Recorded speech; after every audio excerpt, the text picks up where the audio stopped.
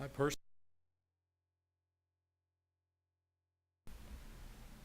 the spiritual atmosphere that characterizes this congregation. It's always a delight to be here. Go with me, if you would, reflect back for a few minutes on Old Testament history. Do you remember when the nation was torn asunder, forming two separate nations? This is known in Bible history as the divided monarchy. Do you remember that the 10 northern tribes were led in rebellion by Jeroboam to defy the only rightful king to the throne, Rehoboam, Solomon's son, you remember.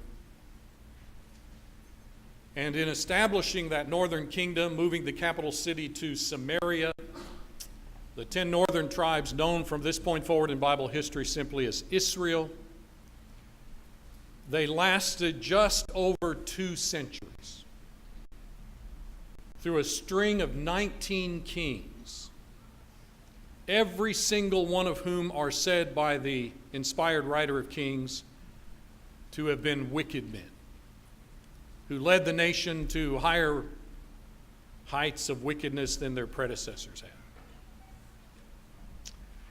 And do you know that God finally had his fill of that?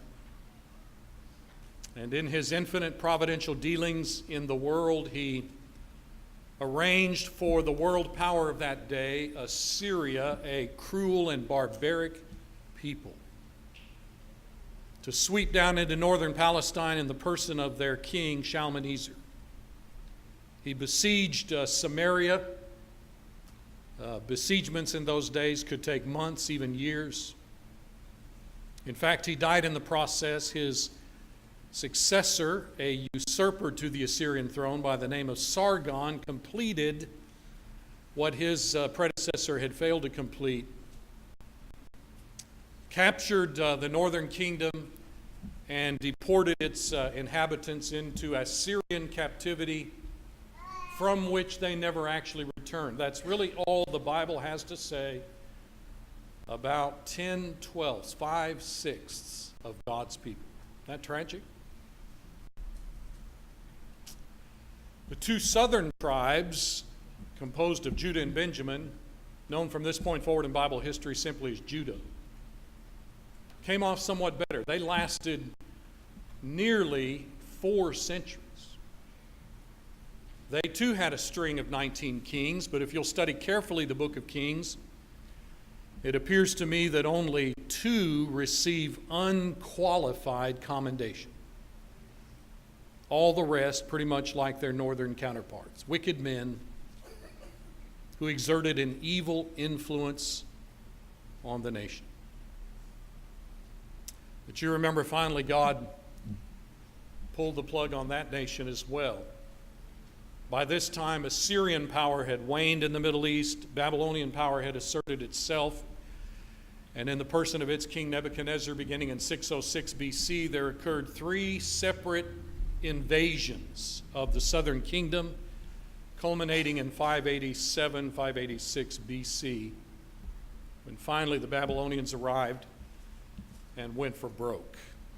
You know, in that first invasion in 606, Daniel and his young Jewish noble friends were carried into Babylonian captivity. In the second deportation, some 10,000 Judeans were taken captive, including Ezekiel in that group. And then finally, the nation terminated its national existence when the final king, Zedekiah, was taken captive. He was taken to the north to a little town called Riblah in northern Palestine, where Nebuchadnezzar had set up his judgment seat. While Dad stood there and watched, they brought before him his 2 boys and then murdered those 2 boys while Dad watched. And that scene was forever imprinted on his mind as kind of the last scene that he saw, because they then gouged out his eyes, placed shackles on him, and carried him off into Babylonian captivity, which Jeremiah in chapter 25 said would last a total of 70 years. Remember, at the end of that 70-year period, God, again, in his providential dealings in the universe, arranged for 3 groups of exiles, identified by Isaiah in Isaiah chapter 1 as a very small remnant of God's people. God arranged for the world power at that time that had conquered Babylon, the Persians in league with the Medes, and 3 different Persian monarchs sent forth decrees allowing the conquered peoples to return to their ancestral homelands and reestablish their way of life, rebuild their ancient temples of worship. You know, it's during this period of time. In fact, if you were to pick up the book of Ezra and read through the first 6 chapters and then set it down and pick up the book of Esther,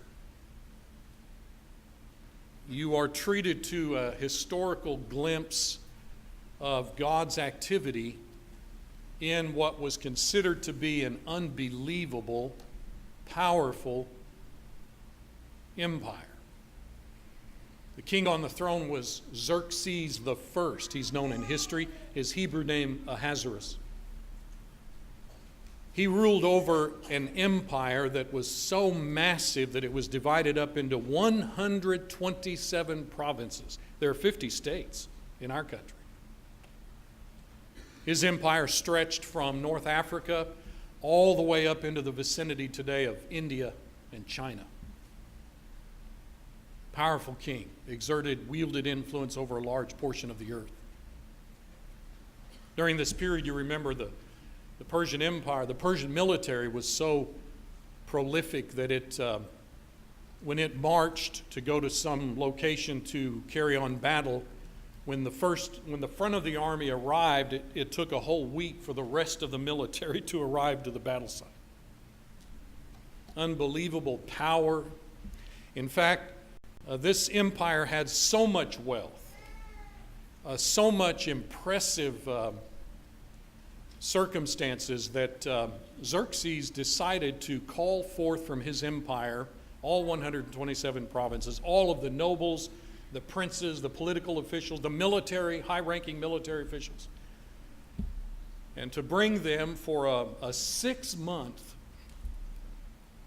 period of time during which he simply showed off the splendor of his kingdom. Do you remember as a child your mother ever saying to you, "Don't be a show-off"?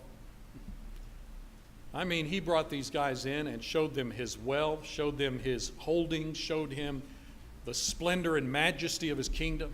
Lasted 6 months. And at the end of that period, he took an entire week to throw a party, a banquet, in which he entertained all of these men. He conducted it in the palace gardens, which in and of itself was a magnificent location attached to the palace. His wife, Queen Vashti, I remember, threw a 7-day party banquet for the women, but that was situated in another part of the palace. And you remember toward the end of that week, he became inebriated. And he decided to parade his wife before all of these ogling men. Gave orders for her to come, and she wouldn't do it. The Bible doesn't tell us why. I can only imagine that she felt that that was an assault upon her female modesty, as indeed it would have been. He wanted her to wear the crown and come out there and show herself off, and she refused to do it. We can't help but admire her for that, treating her we would say like a piece of meat today. And that so infuriated him that he called his legal advisors together and asked for their input on the appropriate legal action to take. And they suggested that she needed to be deposed, dethroned. In fact, they added the idea that this is not a good example for all the other women in the kingdom. So you need to remove her as queen. He followed their advice and did so. And as he began to sober up, he had some second thoughts about that. And no doubt they thought, if he changes his mind and puts her back on the throne, and she finds out we had a hand in advising her removal, so they very quickly proposed an alternative scheme.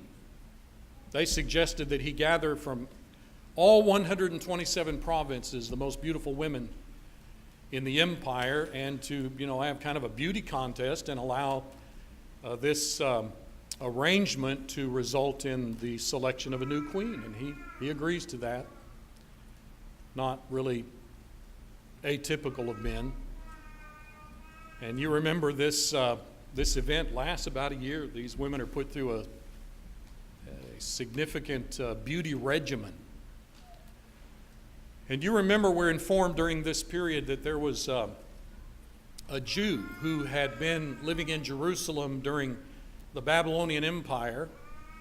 In fact, during the reign of the Judean king Jehoiachin, when the Persians thereafter came and conquered Babylon.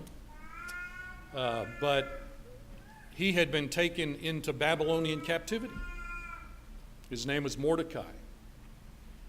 And somehow, while in Persian captivity, with the changing of the guard, so to speak, he had so conducted himself that he had been placed in kind of a political position of some rank. The terminology that's used many times in the Hebrew is he sat at the king's gate. We would probably use the expression a courtier. He had some pull and was allowed to operate within the confines of the seat of government. And his aunt and uncle had died, leaving an only child, and he was considerably older than she was. He decided to take her in and raise her as his own child. And he told her, gave her advice on various occasions. On one occasion, he told her, there's no need for you to divulge your ethnic background, your nationality. You remember, as this beauty contest was about to take place, he just decided to enter her in that contest. And sure enough, she rose to the top of the heap, so to speak, and caught the king's eye, and she became the selection. And the king placed a crown on her head, declared it a national holiday, and had a big banquet, called it the Feast of Esther, and even showered gifts upon the population. Well, do you remember how also during this period we're told about a fellow by the name of Haman? He had so distinguished himself that he had risen in rank above all the other nobles and princes, and had been placed by Xerxes himself into what was essentially the second post of the Persian Empire. He was the king's personal advisor. We're not told what he did to achieve that kind of ranking and favor, but that is the position that he was in. And you remember one of the things that Xerxes did. When you're in political power, it's easy to do dumb things, and power goes to people's head. It always has. I'm convinced that God never intended for Israel to have kings. 1 Samuel 8 and thereafter discusses that matter. It was not God's will. If he had wanted to do that, he would have done it. He did not. He was their king and led the nation through various individuals, beginning with Moses. And our own founders came along and said a king is not good. Monarchy is not good. It puts too much power in the hands of one man. We need a republic. That fits hand in glove with Christianity and the way God wants things to run. And it disperses the power where people are they're less likely to be infringed upon in the rights that they possess given to them by God. Well, he made a decree calling for people to bow down to this guy. Just because he had achieved, some political standing, the king said people ought to show him appropriate respect, and so they need to, bow and kind of show that they honor his respect. And the Bible doesn't tell us why, but Mordecai didn't want to do that. I can't help but wonder if he could see in this fellow an individual that does not deserve respect. You know, the psalmist said that the righteous man does not bow to a vile person. And Haman was a vile person. He absolutely was. And so he refused to do that. And Mordecai, drinking in all of these accolades, hadn't really noticed that. Until one day some of his court advisors informed him of the fact. Have you noticed that this, and they use the term Jew, Mordecai doesn't show you the proper respect when you come into his presence. And so Mordecai began to pay attention, and sure enough, Mordecai showed no fear. And the first time he saw that, it so infuriated him, but he restrained himself and went home. And you remember what he did while he was at home. He called his wife and some of his friends together. And he began boasting about all the great things in his life, from his standing, his wealth, so forth. And you remember how he explained to them the circumstances that he was facing. I'm getting a little bit ahead of myself. The first thing he did was, when he saw this Jew not bowing before him, he decided to go to Xerxes and to see if he could not take vengeance, not merely on Mordecai, but upon all Jews. Now that's racism, plain and simple. Racism is thrown around a lot in our culture, many times I think incorrectly and misidentified, but that's racism. When you become so angry and hateful toward one person that you decide to go after everybody just because, everybody of his same ethnicity, just because they're related in that sense. So he went before, you remember, Xerxes, and said, you know, to the king that you got a group of people that are literally scattered throughout the empire, and they're really not in your best interest. They have many different customs and traditions. They won't obey the king's laws. They're just not the kind of people that you want in your empire. Now, I understand that political officials cannot necessarily be on top of everything that's going on during their period of reign, but he should have checked that out. Instead, he took off of his hand the royal signet ring.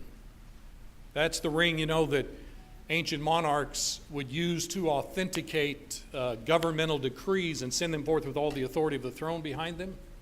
He took that off and gave it to Haman and said, you know, do whatever you need to do. And Haman offered to put an equivalent of tons of silver into the national treasury.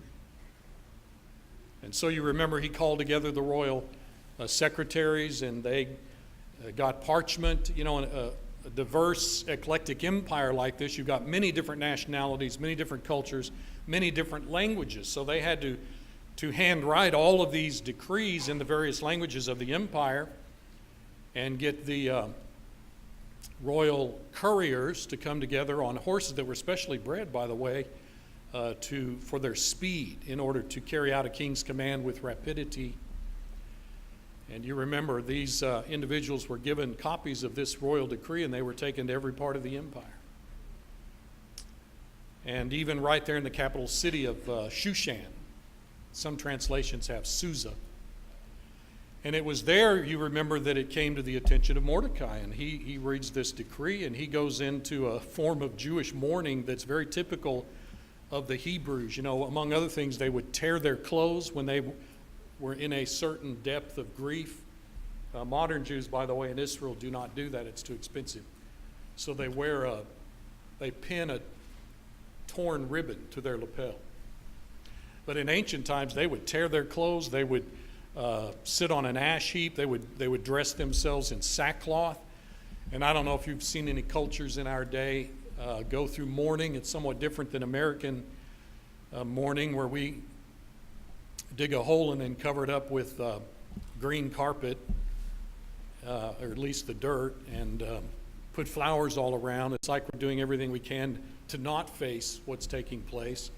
But many cultures, they will go through a period of bewailment, and they will wail and cry aloud and so forth. And Mordecai did that, and all the Jews of Shushan and all over the empire, they were mourning. And you remember, he didn't get to see his cousin very often, but word had come back to her that her cousin was very distressed, and so she sent one of her trusted advisors, Hathach, and asked him to go find out what was going on. And when he did, Mordecai said, well, a decree's been made by the king to call for the execution of all Jews throughout the empire.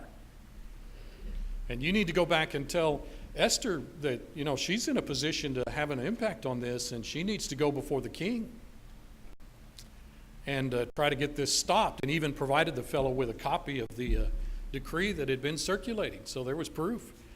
And you remember he went back to her and showed her the decree and told her what her cousin had said, and she sent him right back and said, time out, I can't go before the king. There's a standard Persian law that says you're not allowed to go before the king unless you're bidden. And if you were to come into his presence unbidden, if he does not extend to you the royal scepter, you will be executed on sight by what we would call the Secret Service agents that are standing around ready to pounce on anybody that dares to approach the president. And she said, besides that, he's not called me into his presence for a month. So Hathach went back and informed Mordecai of all of that. And you remember the words that Mordecai uttered in chapter 4, these tremendous words of deep faith. Esther, so far as I know, is the only book in all the Bible that does not actually allude to the name of God. Isn't that interesting? And yet he's everywhere. He's on every page. And Mordecai has a deep, it's interesting that even though he went into this period of mourning, when he actually gives these words to his cousin, they are loaded with deep faith and confidence about God. And you had these read to you just a moment ago. You remember where he says to her, don't think that just because you are in the palace, that somehow, being a Jew, you're going to escape this destruction that's going to come on all the Jews. By the way, the implication of this book is that all the Jews in the world are scattered throughout this geographical empire. That if you were to exterminate the Jews, then Christ would not be born. Because God promised that it would be through that genetic line of Abraham that would take place. There's the real thread of this book. So he says, don't think that you're going to escape, destruction. And he says, as a matter of fact, help is going to arise, if not from you, from elsewhere. Is that not a strong statement of confidence? It reminds me of Shadrach, Meshach, and Abednego, who were standing there before that king, and he's demanding that they worship him at certain times of the day or be thrown into that furnace. And they said, we're not going to do that. And they said, we serve a God who is well able. He's well able to preserve our lives, even if you throw us in this furnace. And you remember what they said? And we think he will. We think he will. Now, even if he doesn't, we're not going to do this. But we think he will.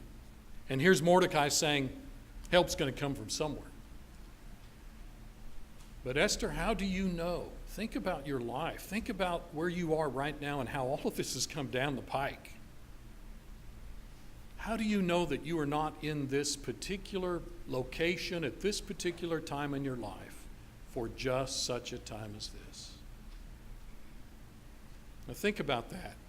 The God of the universe is orchestrating through providence, non-miraculously, many different events, including many different events in your life. We've got to be aware of that every day, conscious of it. But when she reads that, she very quickly, you can tell, sheds that initial fear where she said, there's no way I can go in there. She said, I'm going to do it, and if I die, I die. So send word back to him, tell him and the other Jews to fast for 3 days. Me and my maids will do the same, then I'll go in, and whatever happens, happens. So you remember at the end of that period, she came into probably the outer court. The king's court, where he has his throne up at one end, a big open space for the courtiers, probably a large opening at the back of the room where you can see others mingling out in that area. My suspicion is that's where she is, and he sees her and calls for her to come in and extends the scepter to her, which she touches as she approaches the king. So she's safe there. And I mean, he's glad to see her and says, why are you here? What's your request? I'll be happy to grant it, even up to half my kingdom. And you remember she says, well, I have prepared a meal that I would like for you to come to today, and I would like for you to bring with you Haman. And boy, he jumps at that. Great. And so word is sent to have Haman escorted to the banquet, and they go to her area where she lives, that part of the palace, and they sat down to eat that meal. And you remember, as they're dining, he says to her, okay, so tell me, what do you want? I'll give it to you. Up to half my kingdom. He repeats that. Now, at this point, she must have hesitated because, you would think she would go ahead and say what she wants. I don't know if she thought that if she was too quick with this, that he might just say, well, the law's been made, there's nothing I can do about it, so be that as it may, or what? Or did she lose a nerve at that moment? She's scared about this situation, so she kind of, I think, blurts out, well, I'd like for you to come tomorrow to another banquet, and I want you to bring Haman just for the two of you. And so he agrees to that. They go their separate ways. And you remember Haman, he's in high spirits because, come on, look what he's just been permitted to enjoy out of all the subjects of this massive empire. Until he sees Mordecai. Not only does Mordecai not show the normal indications of honor and homage, the text indicates that he is kind of belligerent about it. That is, he shows no fear. Everybody else is cowering because this guy can have your head in a heartbeat. Mordecai's not afraid of him one lick. And that so infuriates him that he goes home, calls his wife together, Zeresh, his friends, begins recounting all of his splendor, even talks about how many kids he's got, how many sons have been born to him. And even says, you know what, out of all the kingdom, I'm the only one that was invited to this banquet with the king and the queen. The only one. Now you would think he'd been happy in life.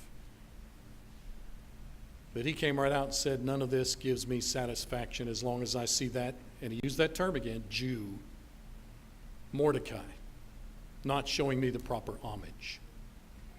Now women, the Bible teaches that God wants men to be the leaders, not the dictators or the bosses, no, but the guardians, the facilitators, the leaders of both the home and the church. Now that's how God set it up. It's how he created us.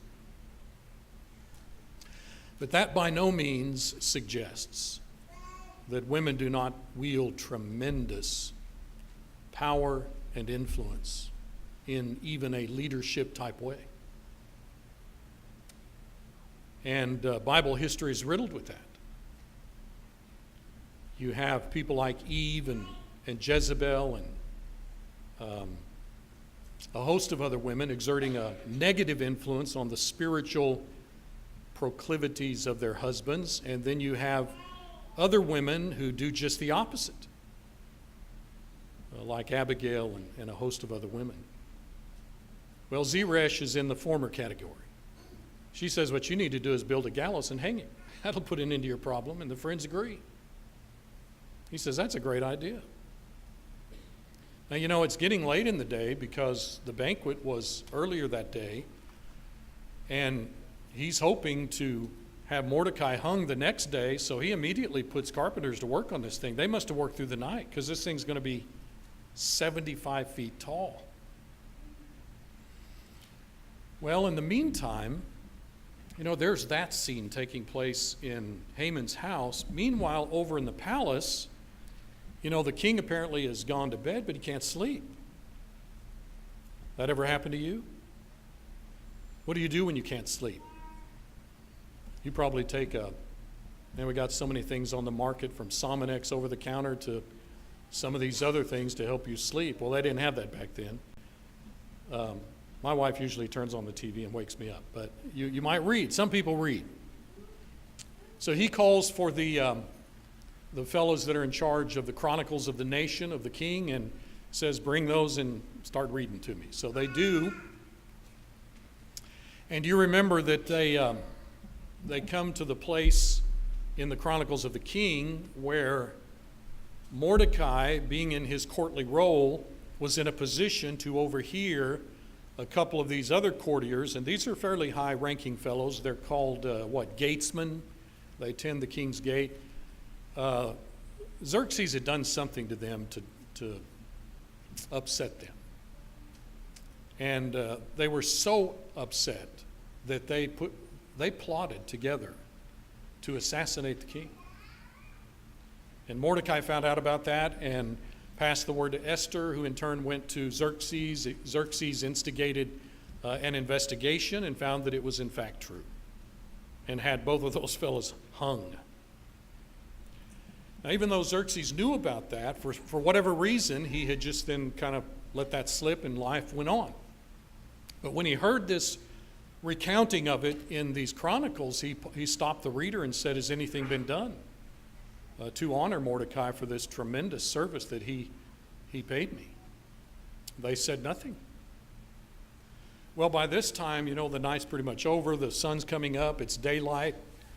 And Mordecai has already gotten out of bed and headed to the palace in order to make this request, in order to receive authorization from the king himself to hang Mordecai.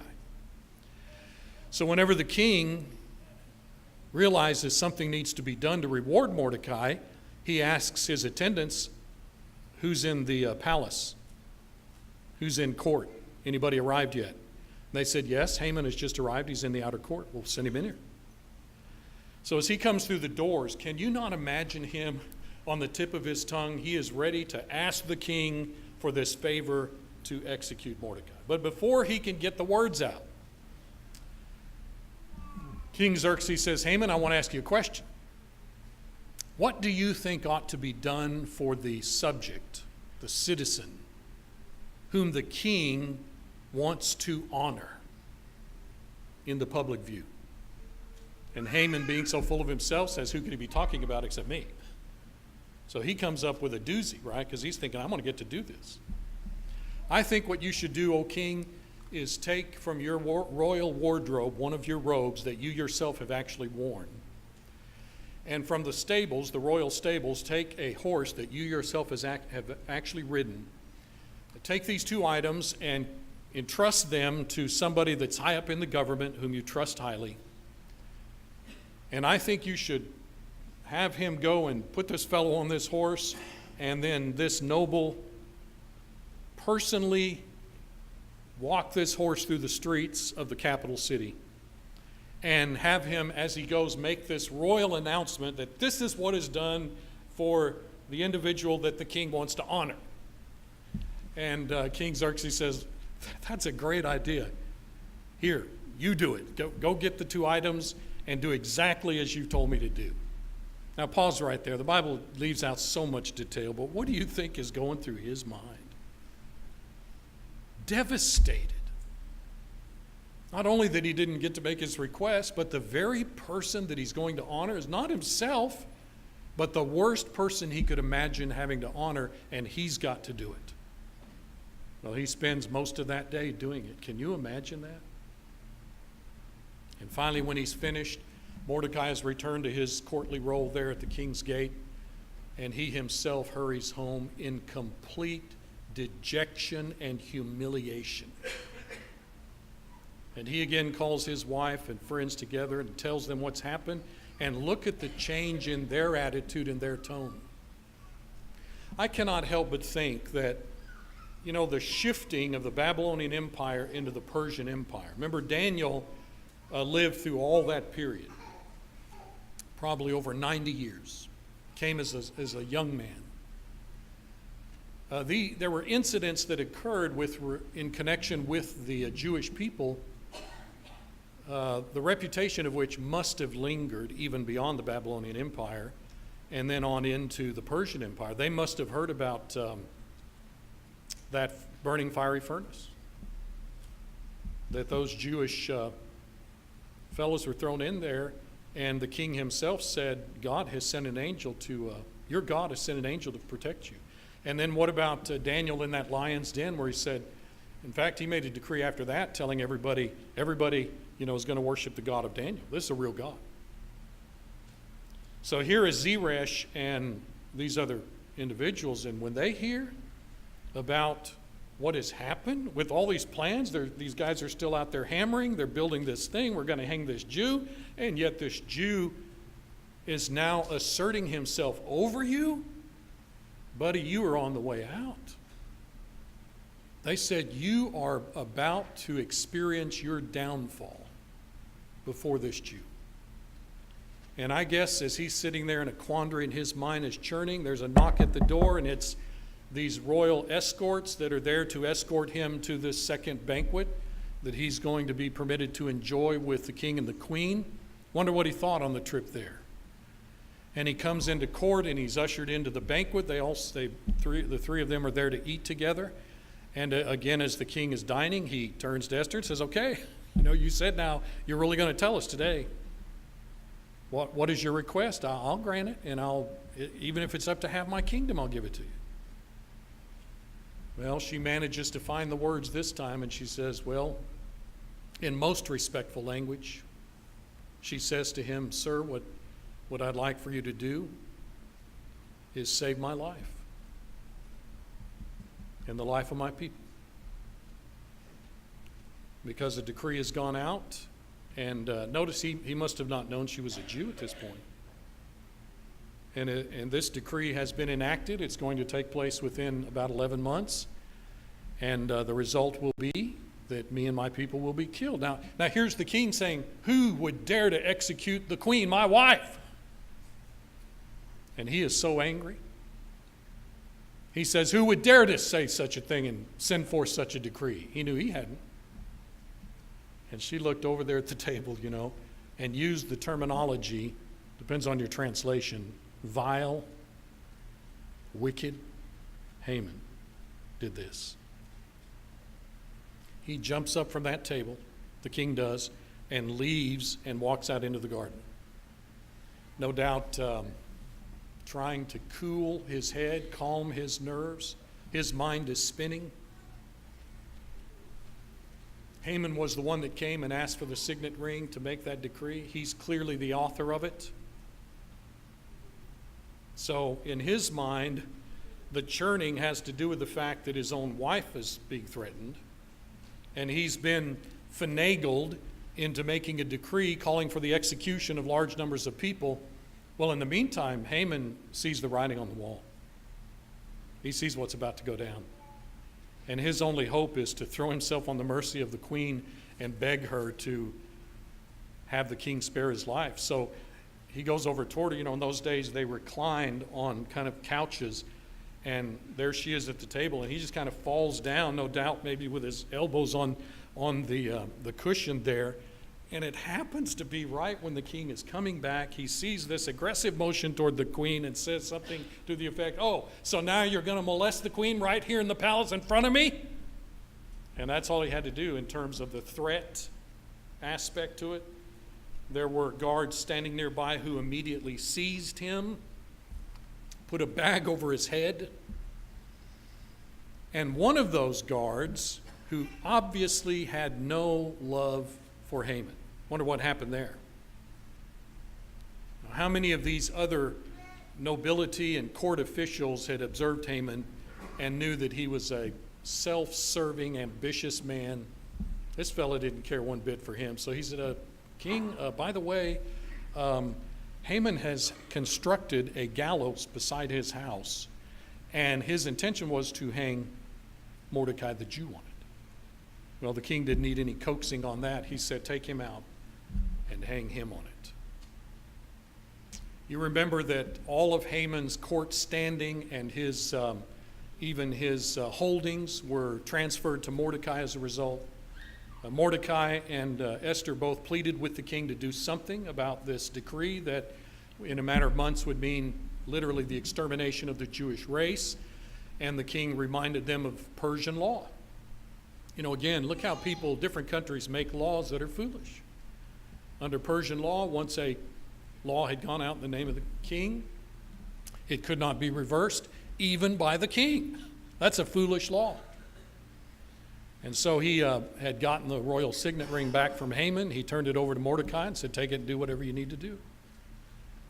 And you remember there was the ingenuity there of issuing a second decree. You can't nullify the first one, then issue a second that effectively reverses it by calling upon all Jews on the same day that the other edict is to go into effect to arm themselves with the approval of the government and defend themselves, and to implement physical hostilities on any who try to do so to them. And once again, the royal couriers, the royal secretaries are called in. These decrees are filled out in all the languages of the empire, sent out on these fast horses, allowing both the Jewish population as well as the rest of the population. And let me tell you, they had a lot of enemies. The Jews had a lot of enemies that even though they realized now it's going to be more of a level playing field, they were still ready to do what they could to try to seize the assets of the Jews. And you remember there was a great slaughter. Within the capital city itself, some 500 non-Jews were executed or killed in the brawl that resulted when those two edicts took place. The Jews to this day observe a national holiday. It's not a religious holiday, it's a national holiday like our 4th of July, Purim. It's taken from really what was a Persian word, pur, P-U-R, that is simply the word for lot or lots, because lots were cast to determine what day these decrees would take place. What do you suppose God wants us to learn from this? You know, God doesn't tell us stories just to tell us stories for entertainment. Every single incident in Scripture has a very fundamental purpose that is for our learning and for our good. Well, I mentioned to you that we need to have great confidence that the God of the universe is active in our lives. But we have to have the attitude of Mordecai and Esther that we are going to submit ourselves to God and follow His will and live by His teachings, and then constantly appeal to Him, petition Him that He will be with us and guide us and direct us. Proverbs 3 that Rob brought up this morning. Trust Him with all of our hearts. Don't lean on our own understanding. And in all of our ways acknowledge Him. He says, I'll direct your paths. That's individual. That's personal. And here is a tremendous incident, an example in history involving high-ranking people that, according to a worldly perspective, wield great influence. And God was right in there pulling strings without interfering with anybody's will or influencing anybody's mind directly. I think that's still happening today. But I also suggested to you that this story is a clear indication, like other great books in the Bible, like Ruth. Once you get past all of the amazing details, you stand back and realize, oh, God is carrying on His plan to benefit you and me with Christ. He was protecting the ancestors of Christ so that Christ would come into the world. You say, well, but why would that have stopped Christ? Well, God committed Himself to genetically to placing Christ, who did not have a physical body in eternity, spirit. Therefore, placing Jesus into a physical body. Remember how the Hebrews writer put that? Hebrews 10, a fleshly body you have prepared for me, quoting the Old Testament. Well, God had committed Himself to that fleshly body being genetically connected to Abraham. You remove all of Abraham's descendants, how is God going to fulfill that promise? And how would Jesus then die on the cross for us? This is astounding. That God can step into historical scenes that have great significance looking back over world history And he's right in the middle of that, operating among a pagan people for the most part, and yet doing his will and accomplishing his purposes. Now, you may not choose to be a part of that. That's why he said to Esther, if you don't choose to do this now, God will do it some other way. But don't squander this opportunity, these opportunities. Don't squander the life that God has given you, that you can then use to accomplish incredible things, because God will use you in ways that you could never imagine, let alone anticipate. If you're not a New Testament Christian, we would urge you to become one today. Who else on this planet can enjoy the kind of activity that God involves himself in with us? Think of all these religions, whatever they offer to the people who embrace them.